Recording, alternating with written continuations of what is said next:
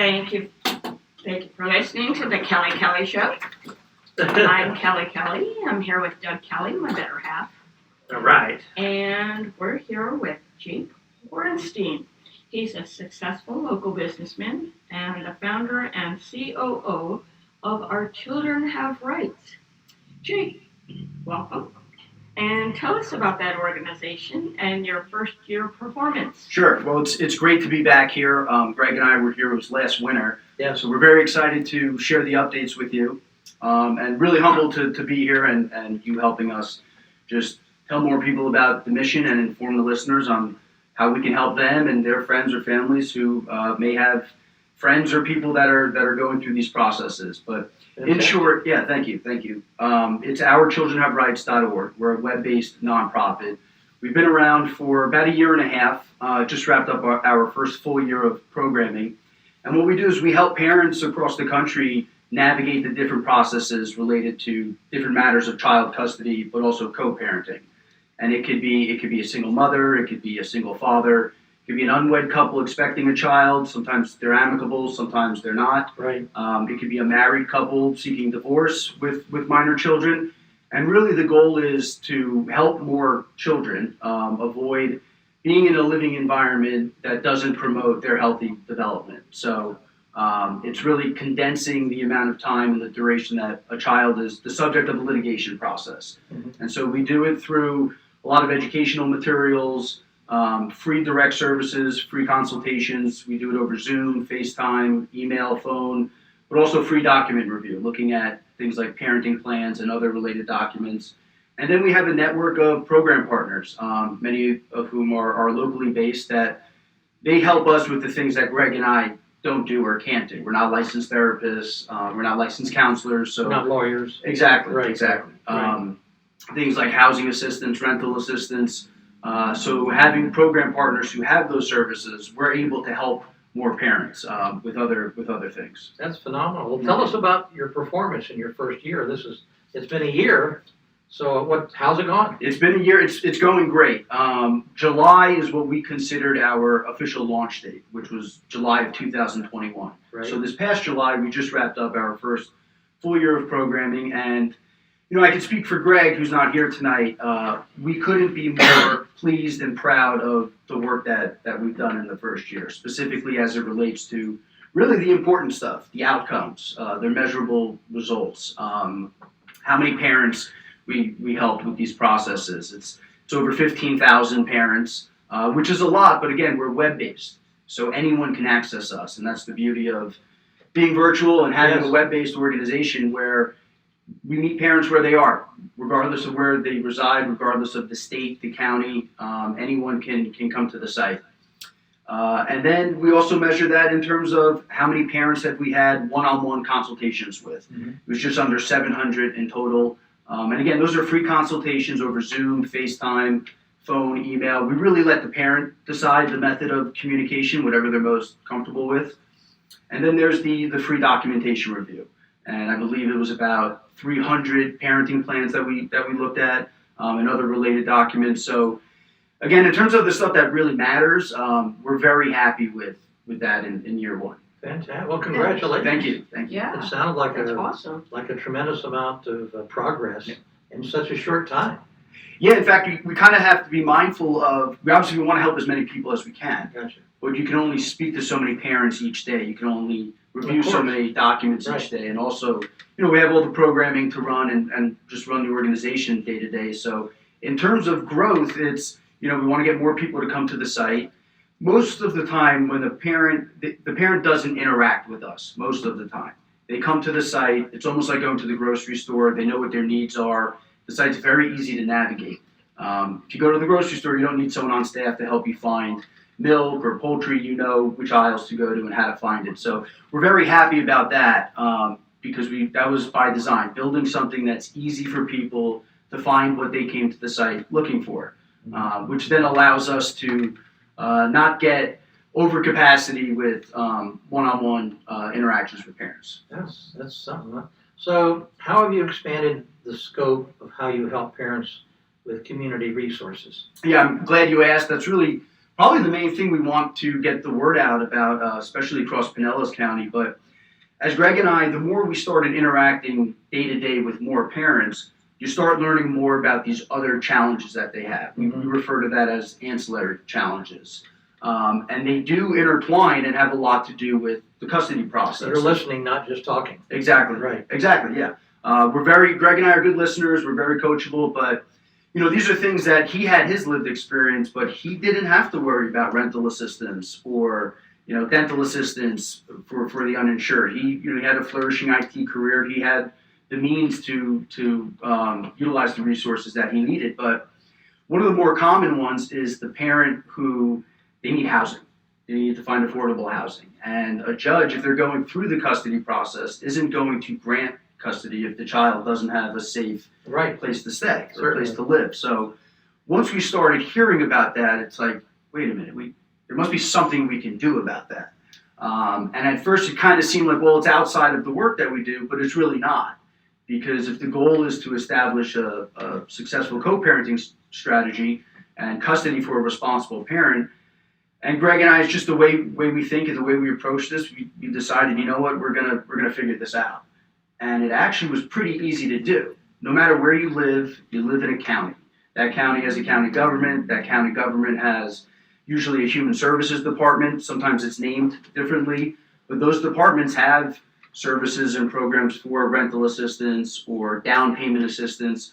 So it really became a matter of just learning about what's out there. These resources do exist. It's really just a matter of us being educated ourselves on what's out there, how to find them, how to use them, and then further just making more parents aware that these resources exist. So it creates a lot more work, but it doesn't cost us anything. It's really a matter of, okay, what county do you live in? And while we're web-based and we work with parents in all 50 states, the state of Florida is our priority. Right. And then there's key counties that we focus on. But really it's knowing what's out there and then helping parents just bridge that gap between the needs that parents and families have and the resources that do exist. It's just a matter of connecting them. Yeah, that's really amazing. It's most people are going about their daily lives and they don't do this deep research. And when they come to you, I'm sure they're probably taken aback and happily surprised at what benefits they are entitled to. It's very gratifying to have a parent come to us and express that they've had this issue for 4 or 5 months. Yeah. And then it might take me 4 to 5 minutes on Zoom with them to just show them not just one resource, but several of them. A lot of the times, again, it's your local government, your county resources, other nonprofits that exist in the area, program partners of ours, other agencies. So it is very gratifying to hear someone who's been going through a challenge and looking for, in some cases, several months, and then they connect with us, and it takes us, it's a matter of maybe 5 minutes to help them. So you're quite the consultant. We're very much like community navigators in a lot of ways. Yeah.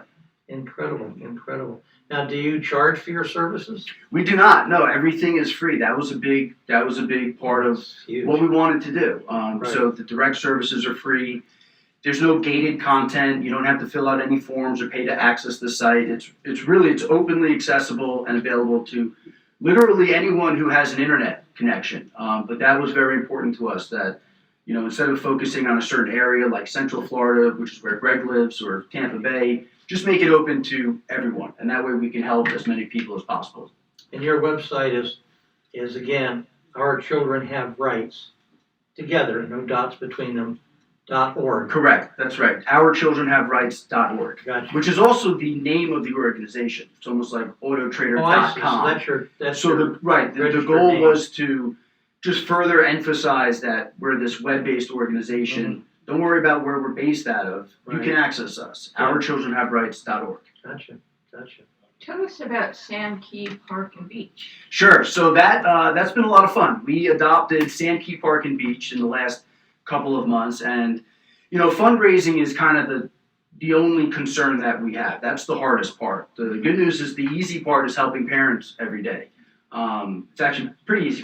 Greg he's too humble to say this himself, but he is an expert in this field because of his lived experiences. But we have to get very creative, especially with marketing and and how we pay for these things.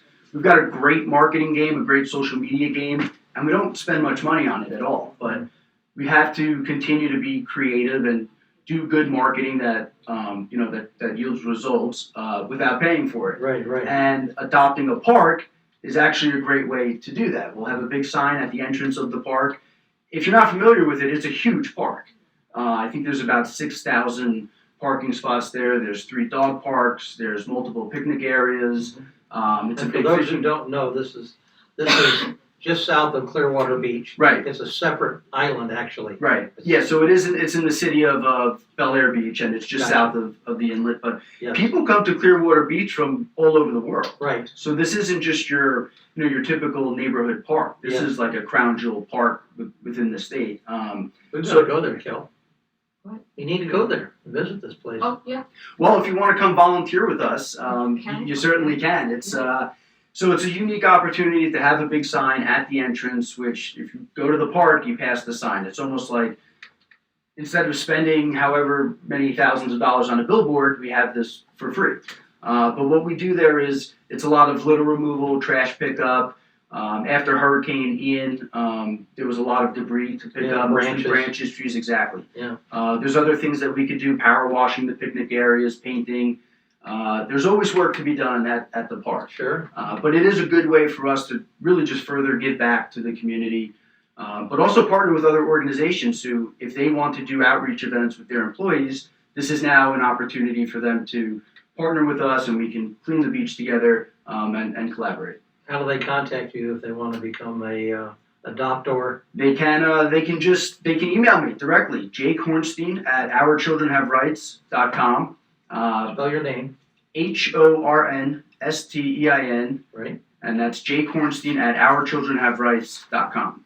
Very good. Very, very good. Sounds like you're doing all kinds of good works for the community. We are. It is very gratifying. We've got a long ways to go, especially with fundraising. Greg and I, we don't pay ourselves salaries, and the work is we don't charge parents for anything. So we're getting creative with some fundraising things, different promotions and things like that. But this is we're very happy. We just wrapped up our first official year, and again, the stuff that's most important, the impact, the number of parents we've positively affected, and thus the number of children we've helped. It's been great. Do you have any foundations or corporate folks who are sponsors?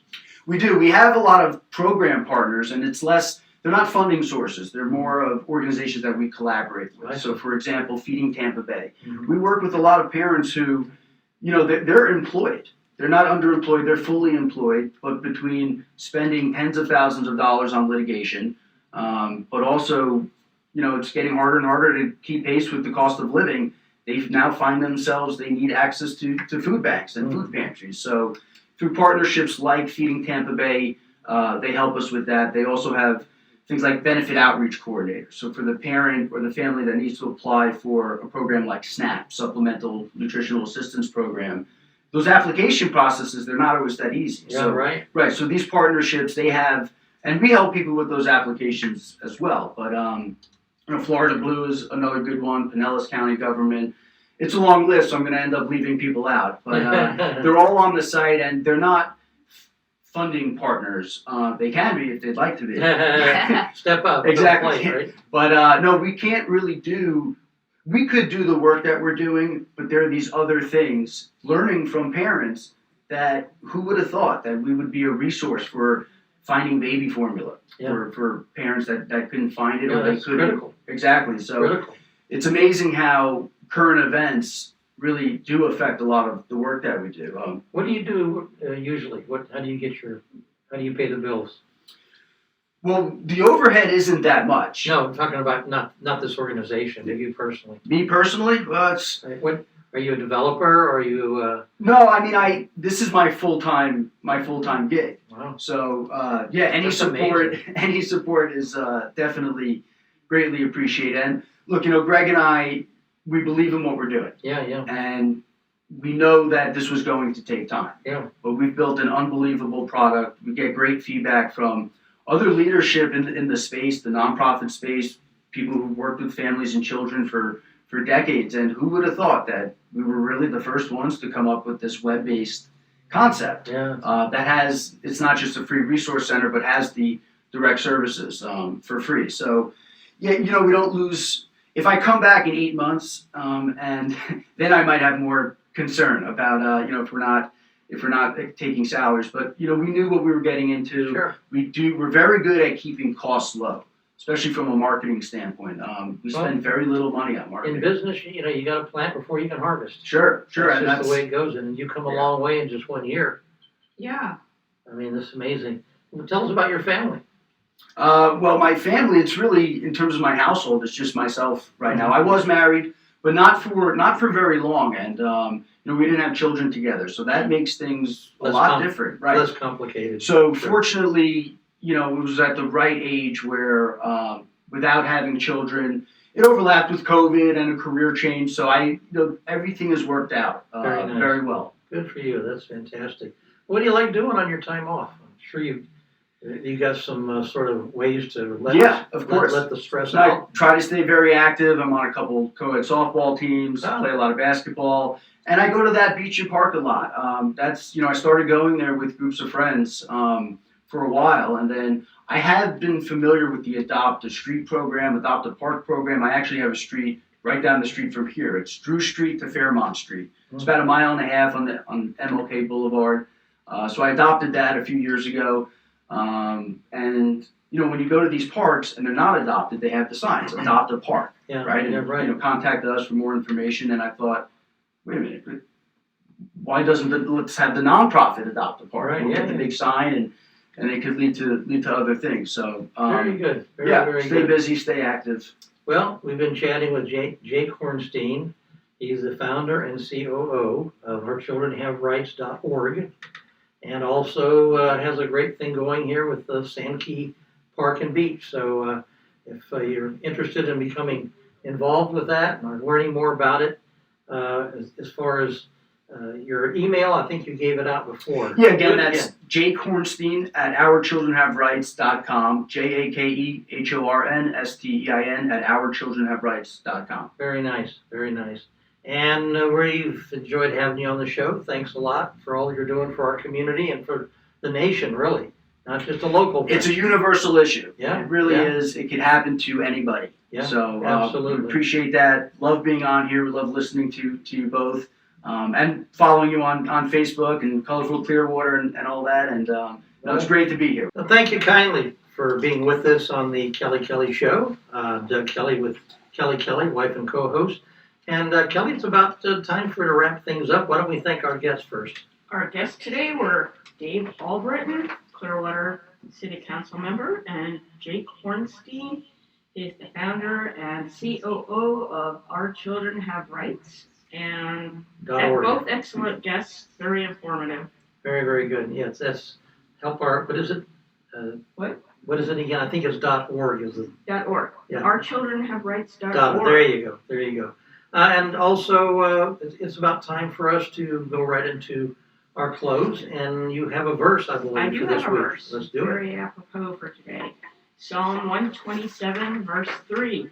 Children are a heritage from the Lord, offspring a reward from Him. And I like to wrap up the show with an adage every week. And this one is really worth remembering, as I have lately. And this is from Sir Winston Churchill. When going through hell, keep going. Never let up. Keep the foot on the gas pedal. You'll get through it, and you'll see the light on the other side of the tunnel. So on behalf of Kelly Kelly and Ed Davis, thanks for sharing this hour with us. Please remember to tune in each Monday at the same time and station for another edition of the Kelly Kelly Show.